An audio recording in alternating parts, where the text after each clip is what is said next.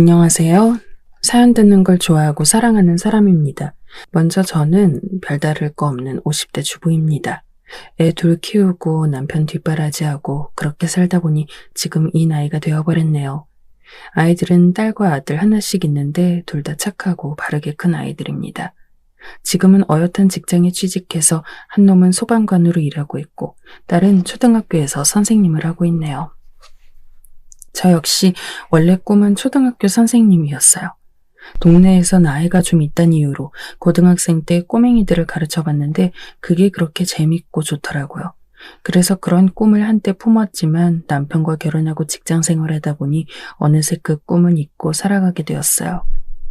잠깐 남편과 만났을 때의 일화를 들려드리자면 저는 조금 특이한 장소에서 남편을 만났어요. 다름 아닌 나이트에서였는데요. 이런 말하면 제가 굉장히 놀았다고 생각하시겠지만 전혀 아니고요. 친구 따라 처음으로 끌려간 곳이었어요. 사실 가서도 어색하고 무섭기만 해서 얼른 집에 오고 싶은 마음에 조용히 앉아만 있었죠. 근데 그때 저와 비슷한 사람이 보이더군요.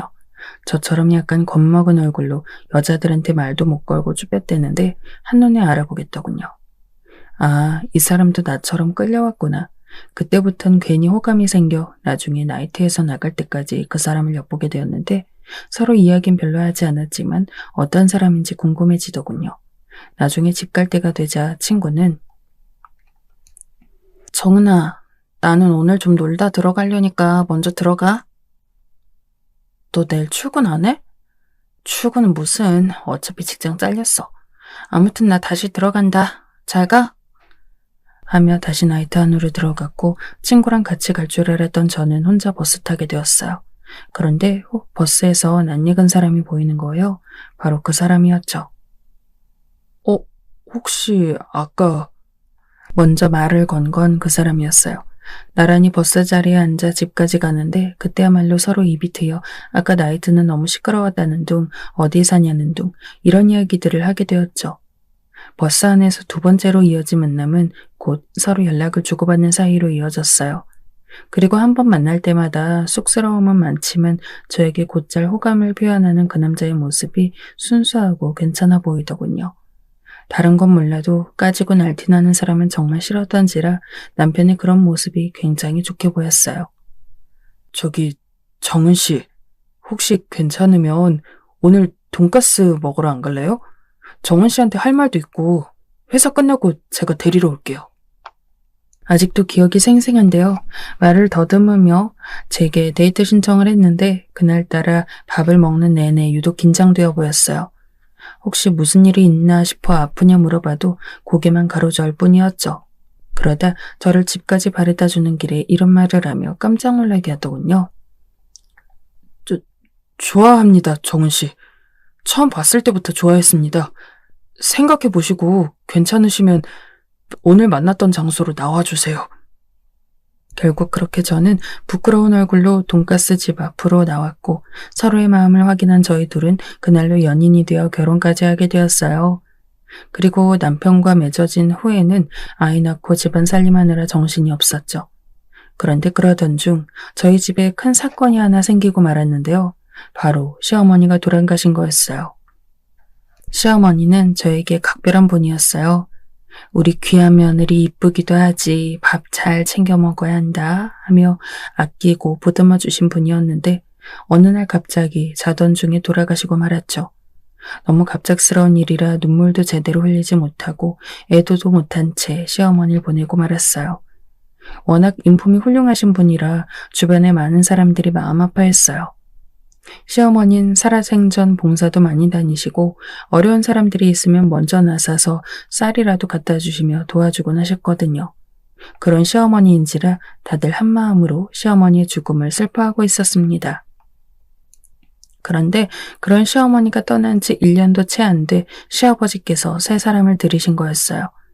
갑작스러운 일에 남편도 말을 쉽사리 잊지 못하고 바라만 보고 있는데 시아버지께서는 엄한 어조로 너희 엄마 될 사람이고 시어머니가 될 사람이니 앞으로 잘해라 라는 말씀만 하시더군요. 그 말에 아주버님이 아버지, 어떻게 만나신 건데요? 어머니 돌아가시고 한동안 집 밖 외출도 안 하셨잖아요. 경로당에 갔다 만나게 됐어. 이 사람도 남편 잃고 혼자 산 지 오래된 사람인데 그러다 보니 서로 마음이 통했다. 됐냐? 아니 니들은 큰 어른이 집안에 들어오신다는데 왜 표정이 다들 그런 게야?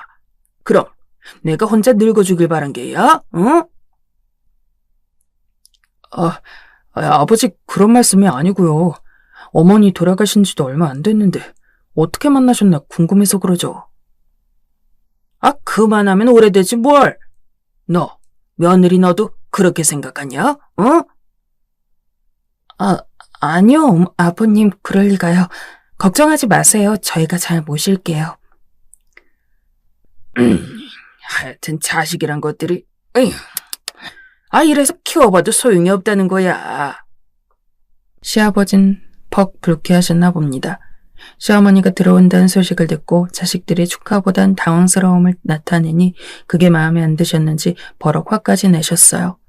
물론 시아버지가 홀로 사시길 바란 것도 아니고 당연히 언젠가 때가 되면 함께할 분이 생기신다면 좋겠다고 생각했어요. 다만 그때가 너무 일렀어요. 그리고 솔직히 이런 말 그렇지만 시아버지께서 워낙 젊었을 때부터 바람기로 시어머니 고생시켰으니 살아계실 때 바람 펴서 들여오신 분인가 하는 생각도 자연스레 들었습니다. 돌아가신 시어머니가 가끔 소주 한잔 하시고 나서 저에게 푸념식으로 아휴, 나도 영감을 잘 만났더라면 좋았을 텐데 그랬더라면 내 인생도 꽃처럼 이쁘게 활짝 피었을 텐데 복이 없어도 너무 없었지. 하필 여자 좋아하는 양반을 만나서.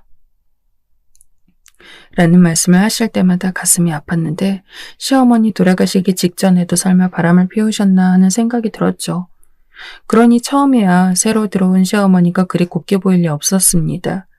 보통 바람을 피울 땐 상대방이 유부남인지 아닌지 정도는 알고 바람을 피울 테고 그렇다면 새 시어머니께서도 그 정도는 알고 계셨을 테니까요. 안녕하세요, 어머님. 처음엔 어머님이란 소리도 입에 잘 붙지 않아 연습을 해야 했어요. 그래도 시어머니니 잘 모시자는 생각으로 정성껏 대했습니다. 근데 이 새로 들어온 시어머니란 사람은 전 시어머니와 달라도 너무 달랐죠. 제 위로 형님이 한 분 계셨는데요. 형님과 저를 얼마나 못살게 굴던지 말도 못할 정도였습니다. 어느 날 시어머니와 처음으로 맞는 명절날 차가 막혀 30분 정도 늦게 갔는데 그때부터 무척 못마땅한 눈길로 절 보시는 거예요. 그러더니 단단히 벼르고 있던 건지 식사가 차려지고 음식을 먹는데 갑자기 저와 형님을 따로 부르시며 그러는 겁니다. 니들 원래 시집살이를 이렇게 대강대강한 게야? 아니 집에서 남편 밥 먹이고 애 키우는 것들이 간 맞추는 게 뭐 어렵다고 이러는 게야? 도대체 정신을 어디다 두고 다니는 거야? 어머님 죄송해요. 제가 소금을 많이 넣었나 봐요. 이런 일이 없었는데. 에휴, 핑계댈 것도 변명할 것도 없다. 앞으로 잘해. 두 눈 뜨고 지켜볼 테니까. 그날의 말은 일종의 경고였습니다. 이후부터 명절날이든 어떤 날이든 시어머니께서 부르시면 달려가야 했는데 조금이라도 늦으면 자기를 시어머니 대접 안 하는 거라고 윽박지르셨어요. 내가 새로 들어온 사람이라 니네가 이리 함부로 구는 모양인데 니들 어디서 그런 못된 걸 배웠니? 가정교육도 제대로 못 받은 게야? 니들 부모님이 어른을 이렇게 대해도 된다고 하디? 시어머니는 자기가 새로 들어온 사람이기 때문에 저희가 일부러 이러는 거라고 대단히 오해하고 계셨어요. 마치 자격지심 있는 사람처럼 계속 스트레스를 주시니 저희도 피곤할 수밖에 없었죠. 시아버지가 중재를 해주시면 좋았겠지만 옆에서 시아버진 말릴 생각도 안 했고요. 왜 참고 있었냐고요? 이유는 시아버지 때문이었어요. 어느 날은 제가 시어머니께서 이런 소리 하실 때 한번 말씀드린 적이 있었어요. 어머님, 뭐가 문제인지 모르겠네요. 저도 그렇고 형님도 딱히 크게 잘못한 게 없는 것 같은데 지나치신 것 같은데요. 사실상 어머님께서 저희를 이렇게 대하시니 저희 입장에서도 섭섭하고 서운해요. 앞으로 며느리라고 함부로 하대하는 일 없으셨으면 좋겠습니다. 그런데 그때 시아버지께서 저와 형님을 불러 앉히고 그러더군요. 너희도 알다시피 난 너희한테 물려줄 재산이 많다. 근데 그 전에 니들한테 바라는 게 있어. 이를테면 조건이야. 니네가 시어머니를 좀 가엾게 생각하고 돌봐줬으면 좋겠다. 저 사람 저렇게 강팍하게 굴어도 실은 괜히 니들한테 업신여김 당할까봐 일부러 저러는 거다. 그러니 안쓰럽게 생각하고 잘 모셔라. 시아버지 말에 저와 형님은 둘 다 할 말이 없었어요. 그러겠다고 그러지 않겠다고도 말 못했죠. 사실상 시아버지 말씀은 저희가 시어머니 잘 모시지 않으면 재산 안 주겠다는 말이나 다름없잖아요. 그러니 그냥 말인지 상냥한 협박인지 알 수 없는 그 한마디에 저희는 그저 침묵을 택할 수밖에 없었어요. 그리고 어쩐지 그 뒤로부턴 시아버지도 시어머니를 잘 구슬렸는지 저희에게 대놓고 구박하고 윽박지르는 횟수는 줄긴 줄었더라고요. 그런데 시어머니를 마주하는 것 자체가 스트레스가 되다 보니 명절날만 되면 집 갈 시간만 꼬박 기다리게 되었죠. 그러던 어느 날이었어요. 저 모르는 사이 형님과 시어머니 사이에 무슨 말싸움이 있었던 건지 형님이 명절 전날 전화가 오셨더라고요. 동서, 나 솔직히 말할게. 내일 어머님 봐야 하는데 벌써부터 그 생각만 해도 온몸이 아파. 저번 날 동서 없을 때 어찌나 구박을 하시는지. 거기다 나 고졸 출신이란 얘기까지 하더라. 무식하니 그러는 거냐고. 기막혀서 원. 이제 시아버지도 꼴 보기 싫고 말리지 못하는 남편도 싫어. 내가 며느리지 종이야? 무슨 노예도 아니고. 왜 이렇게 사람을 못 살게 구는 건지. 에휴. 저 역시 누구보다 형님의 심정을 이해하고 있었기에 마음이 안 좋았어요. 그러다 기어이 사건이 벌어졌는데요. 그날은 시어머니의 생신날이었어요. 시어머니 생신날 진심으로 축하하는 마음은 없었지만 한 소리 듣지 않게 형님과 열심히 음식을 준비해갔어요. 뻘뻘 땀이 흐르는 더위 속에서도 조기를 굽고 잡채를 하고 좋아하신다는 반찬들을 모조리 다 준비해갔죠. 다행히 처음엔 시어머니께서도 흡족해 하시는 눈치였습니다. 그래. 맛이 딱 좋구나. 고생했다. 하시며 처음으로 칭찬까지 얹어주셨어요. 그런데 불고기를 만들어 갔던 형님에게는 대번에 화를 내시며 그만 그걸 모조리 쓰레기통으로 집어넣고 말았습니다. 아마도 형님이 시어머니를 못마땅해 하는 티를 조금 낸 게 화근이었는지 일부러 그런 행동까지 하신 거죠. 그리고 형님은 거기서 지난날 받았던 스트레스가 너무 심했는지 크게 내지르고 말았습니다. 어머님, 너무하신 거 아닌가요? 어떻게 제가 만든 음식을 그렇다고 접시째 다 버리실 수가 있어요? 아무리 제가 마음에 안 들어도 그렇지 이건 아니잖아요. 저도 지금까지 참을 만큼 참았어요. 더는 이런 대우 받으면서 며느리 노릇 못하겠네요. 앞으로 시댁 안 오겠습니다. 그렇게 하세요. 여보, 가자. 뭐야? 저딴 게 다 있어? 그날 시아버지까지 총출동해 형님을 달래려 했지만 형님은 이미 마음의 상처가 깊었는지 더 이상 이 집에서 종노릇 안 하겠다며 밖으로 뛰쳐나가 버리셨어요. 그리고 아주버님 역시 분위기를 살피다 죄송하다고 한 후 사라져 버렸죠. 결국 그날 시어머니는 형님 욕을 저주 퍼붓듯 퍼부었고 저는 그걸 들어주다가 나왔습니다. 아무튼 형님께서 그렇게 사라지신 후 저 혼자 며느리로 남았는데 시어머니는 저마저 나가겠다고 하는 건 두려웠는지 그 뒤부턴 좀 잘해주셨어요. 아무래도 저까지 나가면 일 시킬 사람이 없으니 그랬겠죠. 그러던 차 형님께서 뜻밖의 다시 시댁으로 돌아오게 된 계기가 생기고 말았습니다. 바로 아주버님의 사업 때문인데요. 아주버님이 당시 공장을 운영하고 계셨는데 친한 사람에게 목돈을 맡기며 투자했던 것이 모두 공중으로 날아가 버렸다고 하더군요. 네, 배신을 당한 것이죠. 동서, 어떡하면 좋아? 이 때문에 미치겠어. 아니, 그 큰 돈을 어쩌라고. 우리의 학원비는 당장 어떡해. 빚이 자그마치 5억이야, 5억. 형님께선 저와 남편을 붙잡고 엉엉 우셨고 저는 그런 형님이 안쓰러웠지만 남편도 월급쟁이에 저도 그냥 애 키우는 주부라 딱히 그 큰 돈을 마련해드릴 방법이 없었어요. 몇 번이야 도와드릴 수 있었지만 그것도 한계가 있으니까요. 그러다 결국 아주버님의 소식을 들은 시아버지께서 아주버님과 형님을 집으로 부르셨고 돈을 갚아주시겠다 했습니다. 대신 집에 살면서 집안일도 돕고 시어머니도 모시고 자기 병소발도 좀 들어달라 했대요. 당시 시아버지께서 지병이 악화되어 움직이기가 힘들었는데 자식과 며느리들이 그 노릇을 해주길 바라셨나 봐요. 형님께서도 딱히 방법이 없던지라 거절을 못하고 알겠다고 하곤 자식들을 끌고 그렇게 시댁으로 들어가셨습니다. 괜찮겠어요, 형님? 어쩔 수 없지. 아버님께서 그러라 하시는데 내가 무슨 힘이 있다고. 지금 와서 이혼하기도 늦고 자식 새끼들 다 기를 때까진 거기에 있어야지. 형님이 걱정됐지만 형님은 어딘가 체념한 듯 그렇게 말씀하셨어요.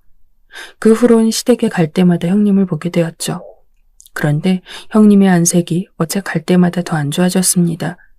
눈밑 다크서클이며 항상 기운 없어 보이는 말투며 걱정되어 괜찮냐 물으면 그저 고개만 끄덕이실 뿐이었어요.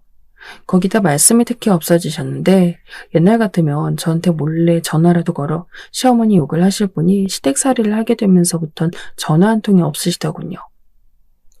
그나마 그것도 겨우 제가 전화를 걸어야 받으셨는데 동서 미안한데 내가 너무 바빠서 하며 끊으셨어요.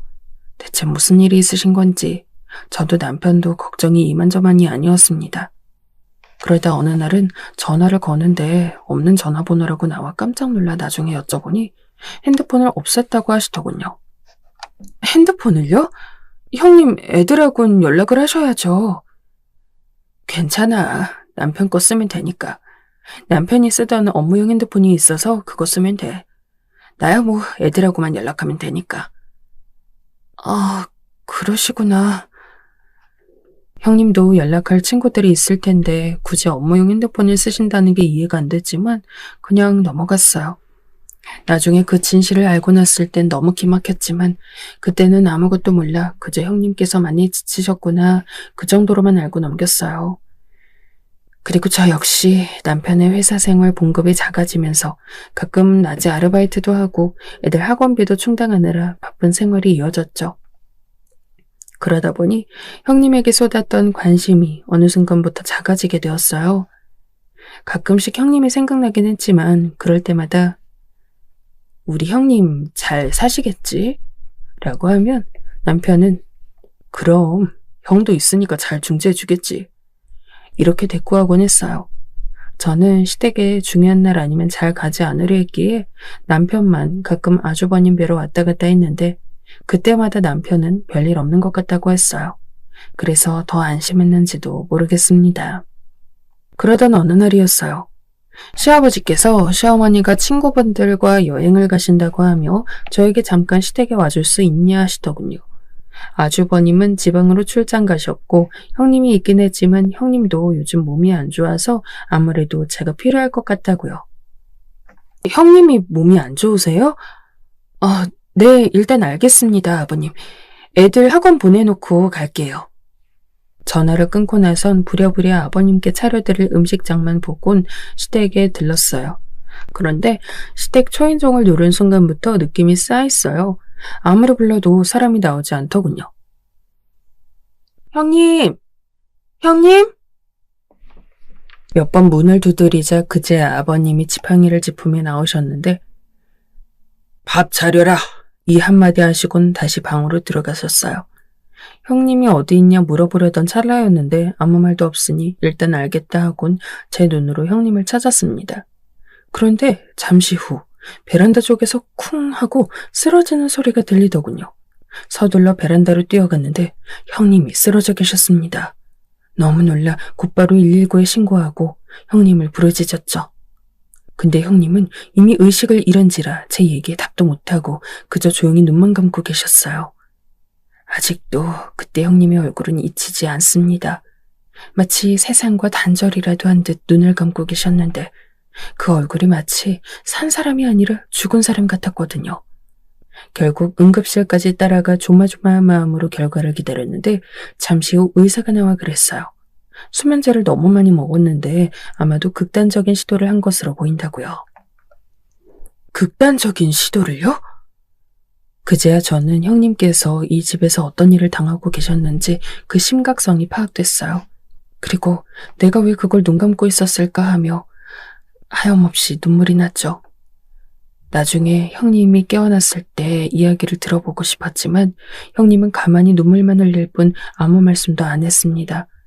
그러더니 며칠 후 조용히 저에게 아주버님과의 대화 내역을 보여주셨어요. 그 대화 내역이란 아주 충격적이었습니다. 차마 눈 뜨고 못 볼 지경이었죠. 오늘 시어머니가 자기 속옷 빨래 제대로 안 해놨다고 내 뺨을 때렸다고. 언제까지 나 이렇게 살아야 해? 정말 지긋지긋해.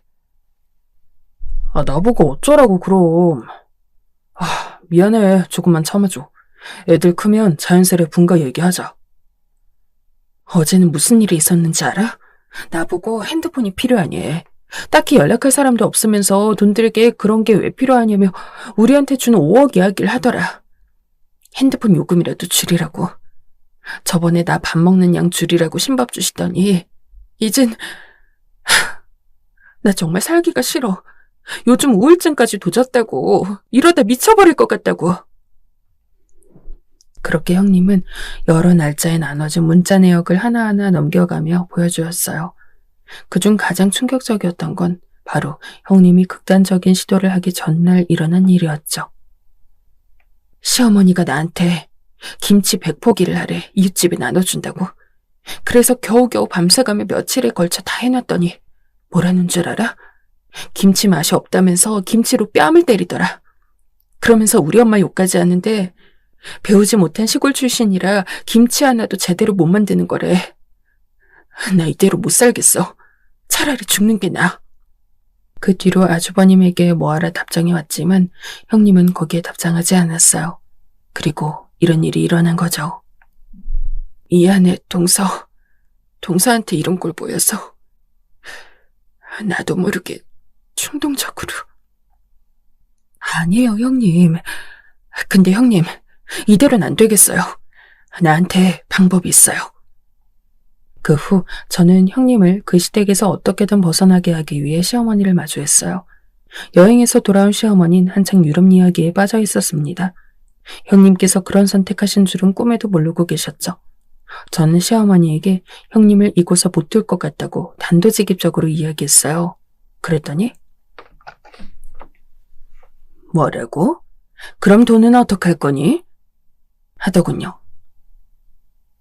돈이요? 우리 박간 양반이 빌려준 그 5억 어쩔 거냐고. 몸으로라도 떼어야지. 다시 토해낼 거라니? 그 말에 입술이 절렀고 깨물어졌습니다. 형님이 그런 극단적인 선택을 한 것까지 말씀드렸는데 어떻게 그런 말씀을 하실 수 있으세요? 아휴, 참나. 꼴값이다. 그럼 내가 울어주기라도 해야 하는 거니? 울어줄까? 지가 괜히 나약해져서 죽으려 한 걸 가지고 어디 시애미를 갖다 붙여? 그리고 자식도 있는 여자가 잘하는 짓이다. 잘하는 짓이야. 네, 어머님. 말씀 잘하셨네요. 자식 있는 여자가 얼마나 힘이 들면 그런 선택까지 했겠어요. 그 말을 끝으로 시댁을 뛰쳐나왔고 아주버님과 마주쳤지만 아주버님은 저에게 할 말 없다는 듯 그냥 고개만 떨궜어요. 그러더니 아주버님은 형님과 이혼하실 생각이라 조심스레 털어놓았습니다. 아무래도 그 편이 형님에게 좋을 것 같다고요. 내가 그 사람을 너무 힘들게 하는 것 같아요. 나 하나 때문에 그 지경이 되는데 내가 재수씨 볼 면목도 없습니다. 네, 아주버님 의사 잘 들었습니다. 형님께도 그렇게 전해드릴게요. 그런데 순조로울 것 같던 이들의 이혼도 막상 쉽지 않았어요. 형님이 애들을 데리고 나가신다 하니 당사자들도 아닌 시어머니와 시아버지가 펄쩍펄쩍 뛰더군요. 무슨 이혼이냐면서 가진 거 하나 없는 네가 어떻게 애를 키우겠냐면서요. 정말 끝까지 질긴 사람들이었죠. 그럼에도 형님은 굳건히 마음먹으셨고 이혼 절차를 깔끔하게 마무리했습니다. 형님은 제게 거듭 고맙다며 인사하셨어요. 동서, 고마워. 동서가 아니었다면 어떻게 여기까지 왔을지 모르겠네.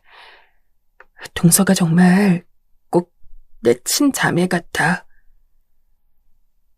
아니에요, 형님. 이제 아이들과 행복하게 지낼 날만 생각하셔요. 네, 힘내시고요. 허나 형님께서는 너무 지쳤던 걸까요? 형님은 이혼하셨음에도 불구하고 좀처럼 힘을 내지 못하셨어요. 가끔씩 형님과 아이들이 사는 단칸방에 가보면 온종일 식당에서 12시간 내내 일을 하고 아이들 살피느라 살림살이도 조금 엉망이었고 형님도 기력 없이 축 늘어져 있을 때가 많았죠. 아주버님께 사실상 받을 수 있는 돈도 없었고 양육비도 없었기에 아이들은 형님이 데려왔지만 막막한 상황이었거든요. 근데 그 모습을 보니 새삼 형님이 너무 안쓰러웠어요. 그리고 그때 제 마음 안에 한 가지 결심이 섰어요. 저는 이 일을 남편에게 먼저 상의했고 남편도 적지 않게 형님에 관한 이야기를 들은 터라 동의했어요. 그래, 우리가 안 도와주면 누가 도와주겠어. 일단 형수님 사실 집부터 알아보자. 그리고 형님이 전부터 농촌까지는 아니더라도 도시에서 좀 떨어진 곳에서 살고 싶다 하셨거든. 마음 편하게 지낼 수 있는 그런 곳으로 알아보자. 그래, 알겠어. 그 후 남편과 저는 형님이 사실 수 있는 좋은 집을 알아보기 시작했고 아이들 학교까지 알아보러 다녔어요. 그때를 되돌려보면 어떻게 저희한테 그런 용기가 샘솟았는지 모르겠습니다. 형님을 도우면 저희 집 생활도 조금 어려워질 텐데 그걸 감안하더라도 이대로 형님을 모른 척할 수 없었어요. 제 양심이 허락하지 않는 일이었죠. 남편과 함께 형님과 아이들 집을 구한 뒤 그제야 형님이 일하는 식당을 찾아가 준비된 걸 말씀드렸고 형님은 제 손을 붙잡으시며 꺼이꺼이 우셨습니다. 형님, 저만 믿으세요. 제가 형님 모시고 살게요. 동서, 고마워. 이 은혜를 내가 어떻게 갚아야 할지. 그리곤 밤중에 옷가지를 챙겨 아이들과 함께 나오셨어요. 제 차로 그 오랜 밤길을 달려 새로 마련한 집에 도착하고 나서야 형님은 긴 한숨을 내쉬었는데요. 형님을 살펴보니 어쩐지 가쁜 숨을 몰아쉬고 계셨어요. 나중에 형님은 제게 말하길 야반 도주하듯 도망친 느낌이라고 말씀하셨죠. 이유를 물으니 도시에 살면 그 어디든 간에 시어머니가 자기를 찾아올까봐 무서웠다고 하시더군요. 그간 얼마나 시어머니에게 세뇌를 당하고 사셨는지 알 수 있을 만한 말이었죠. 저는 아이들에게 형님 잘 부탁드린다고 한 뒤 다시 집으로 돌아왔지만 그 이후 형님네를 오가며 반찬도 갖다 주고 옷도 사다 주고 생활비도 주고 그랬어요. 다행히 형님은 새로 이사한 집에 계시면서 마음의 안정을 되찾으셨는지 아이들과 시간 보내시고 일도 하시며 천천히 일어섰습니다. 아무래도 아이들이 다 큰 게 아니니 형님 입장에서도 갑자기 이사하는 게 신경 쓰이셨을 테지만 아이들은 오히려 형님이 행복해지시는 모습을 보곤 덩달아 좋아했습니다. 하지만 그렇게 형님네 집을 왔다 갔다 하며 돈 지 3년째 일이 생기고 말았어요. 바로 시아버지가 돌아가신 일이었죠. 몸이 아프셨던 분이니 어느 정도 예상은 하고 있었지만 그래도 예상보단 빨리 가시게 되었어요. 그런데 장례식이 끝나고 알게 된 사실이 하나 있었는데요. 조금 기가 막혔습니다. 시아버지가 돌아가시면서 모든 유산을 시어머니 앞으로만 남겨놓았고 자식 앞으로는 한 푼도 남기지 않은 거예요. 시아버지께서 당시 가지고 있는 10억대의 작은 건물이 있었는데 그걸 시어머니의 명의로 돌려놓으시고 저희한텐 아무 말씀도 없으셨습니다. 특히 남편은 황당했지만 이미 시아버지를 마음속에 포기한 지 오래된지라 그 법적 소송을 걸라는 주변의 제안도 거부하더군요. 아주버님 역시 5억을 받긴 했으니 그냥 넘어가셨고요. 다만 제일 신나신 분은 역시 시어머니였습니다. 모든 재산을 독차지하고 난 후엔 전보다 여행 횟수도 느셨고 사치도 상당히 심해졌더군요. 형님을 숨긴 사실을 들키지 않기 위해 애써 웃으며 명절 때마다 찾아뵈었어야 했는데 그때마다 절 괴롭히거나 비우는 건 예산 일도 아니었어요. 예, 넌 어쩜 옷을 그렇게 빈티나게 입고 다니니? 어디 가서 며느리라 하면 쪽팔린다, 쪽팔려. 어디 무슨 재활용 분리수거하면서 가져온 걸, 아유, 옷이라고 입고 다니니? 네? 어머님, 아시잖아요. 저 원체 꾸미는 거 신경 안 쓰는 거요. 아무리 그래도 그렇지, 여자는 평생 여자야. 나 봐라. 평생 꾸미고 살았더니 죽을 때까지 사랑받고 살았잖니. 그런 걸 좀 보고 배워라, 배워. 살도 좀 빼고. 뱃살이 울퉁불퉁 튀어나와서 보기 흉하다, 얘. 어디 요가라도 등록하든가. 어머님 좋으신 거 어머님 많이 하고 사세요. 저한테 강요하지 마시고요. 앞으로 그런 말 하시면 더 이상 며느리 노릇 할 생각 없어요. 그런데 그렇게까지 말했는데도 이젠 돈줄이 자기한테 있으니 한 번 못 볼 거라 생각했는지 대놓고 무시하고 대놓고 비웃었어요. 그러면서 어떨 땐 돈을 가지고 협박하기도 했죠. 저희가 유산을 원한다고 말한 적도 없는데 거기다 대곤 너네 나한테 잘해라. 그래야 뭐라도 떨어지지. 나 아직 정정하긴 하지만 사람 인생이 언제 갈지 모르는 거 아니겠니? 그러니 잘하라고. 이렇게 말씀하시더군요. 참, 돈이 무기라는 말을 들어는 봤지만 그걸 정말 무기로 쓰시는 분을 만나뵈니 돈이란 게 얼마나 무섭고 끔찍한 건지 알겠더군요. 사실은 그걸 무기로 쓰는 이가 잘못된 거지만요. 그래서 말했어요. 어머님, 아버님도 돌아가신 마당에 이제 시어머니라고 부르기도 어색하네요. 이제 어머니랑 저 인연은 여기까지인 것 같습니다. 잘 지내세요. 아, 그리고 형님께 지은 죄는 평생 반성하면서 사시고요. 그 한마디로 인연을 완전히 싹 끊어버렸어요. 시어머니가 분노하는 목소리가 들렸지만 오히려 묵은 한이 내려가듯 속이 시원하더라고요. 그렇게 하루하루 살아가던 어느 날 형님께서 제게 연락을 하셨어요. 동서, 지금 집에 좀 올 수 있어? 지금요? 무슨 일 있으세요, 형님? 아니, 무슨 일은. 그냥 이번엔 내가 수확한 게 맛있어서 동서 좀 주려 그러지. 집에 과일 떨어졌지. 평소 농작물 같은 건 택배로 보내주셨는데 이번에는 저보고 집으로 오라고 하셨어요. 그래서 오랜만에 애들도 볼 겸 남편과 함께 형님네로 향했죠.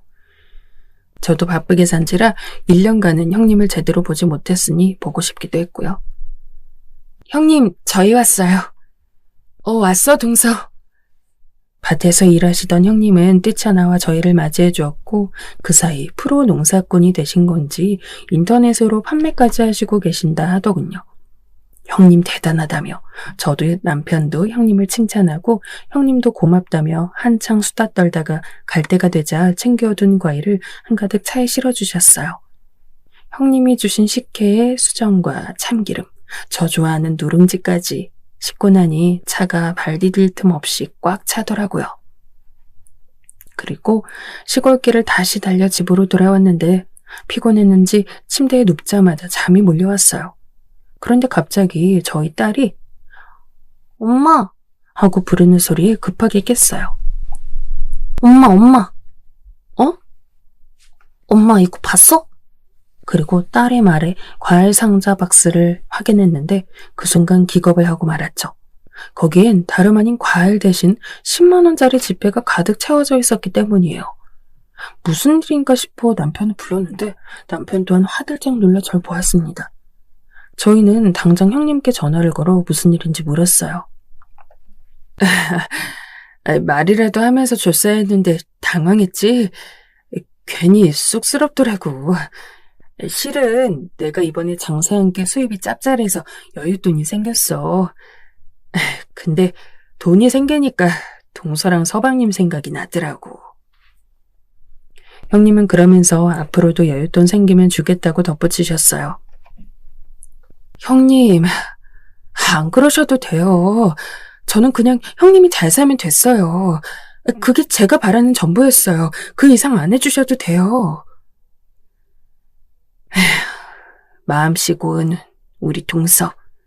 내가 안 챙기면 누가 챙겨. 받아도. 돈은 있으면 좋잖아. 혹시 필요할 때가 있을지도 모르니까 내 마음이다 생각하고 받아줘. 형님. 자기 마음이니 받아달라는 형님의 간곡한 말에 저희는 어쩔 수 없이 그 돈을 받았고 딸아이 이름으로 된 통장에 돈을 넣어두었어요. 나중에 결혼자금으로 보태주려고요. 그 이후로도 형님은 그 약속을 꾸준히 지켜나가셨습니다. 매번은 아니었지만 몇 달에 한 번씩 그렇게 상자에 돈을 담아주셨어요. 그리곤 외려 고맙다라는 말씀을 하셨죠. 그 마음이 어찌나 감사하던지 제가 큰일을 한 것도 아닌데 대단한 일을 한 것만 같이 느껴졌습니다. 그러던 어느 날 결정적으로 제게 정말 가슴 아픈 일이 생기며 다시금 형님에 대한 고마움을 느끼게 된 사건이 생겼는데요. 저희 친정어머니가 암에 걸리신 거였어요. 그런데 희귀암이고 치료도 어려워 생각보다 수술비가 많이 들더군요.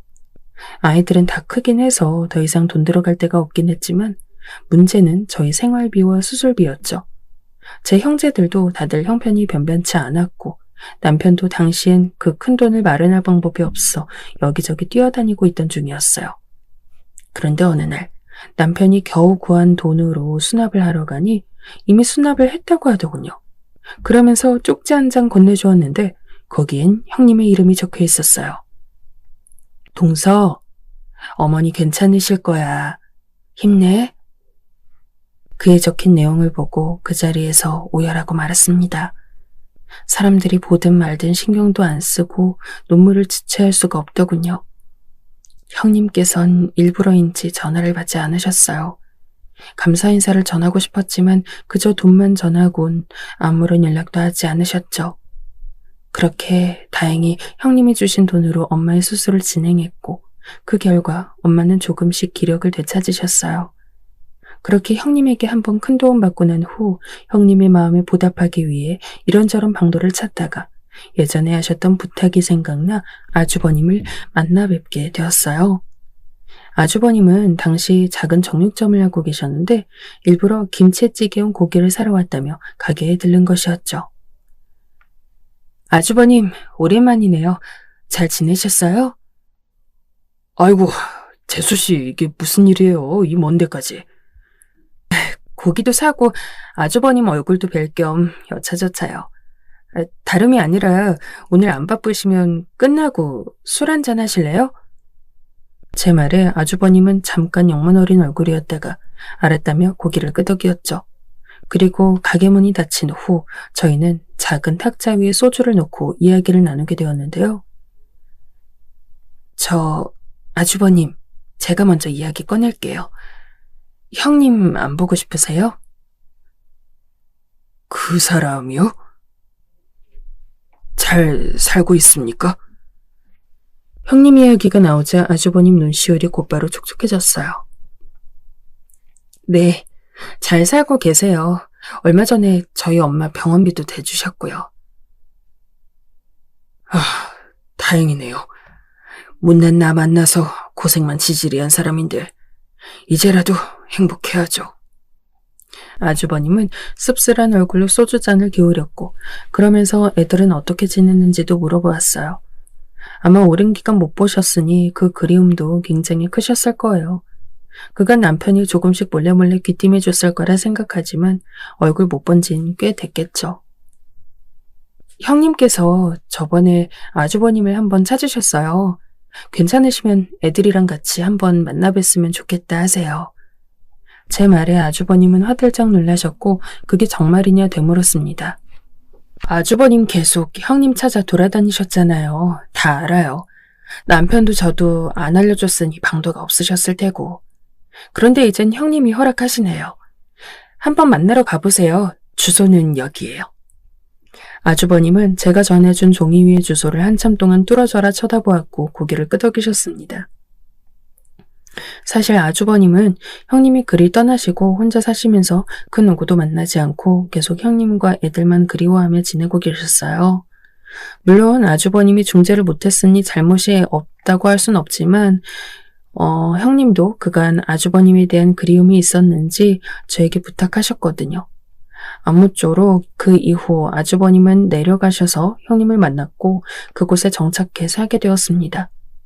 형님은 다행히 무척 행복한 얼굴이시고요. 저야 뭐 해줄 수 있는 일이 이것뿐인지라 하게 된 일이지만 형님께서 행복하시니 너무나 다행이란 생각이 듭니다. 그리고 얼마 전 시어머니의 소식을 듣게 되었는데요. 소식을 듣는 순간 저도 모르게 너무 기뻐 비명이 나올 뻔했네요. 인과응보라는 게 정말 있는 건지 시어머니께서 사치에 빠져 결국 모든 전 재산을 날리고 혼자 살고 계신다 합니다. 정말 너무 기쁜 소식이죠? 마지막으로 형님께 감사하다는 인사드리고 마무리하고 싶네요. 우리 예쁜 형님 감사하고 늘 사랑합니다. 저희가 앞으로 더 지극정성으로 모실게요. 조만간 제가 또 찾아뵙겠습니다.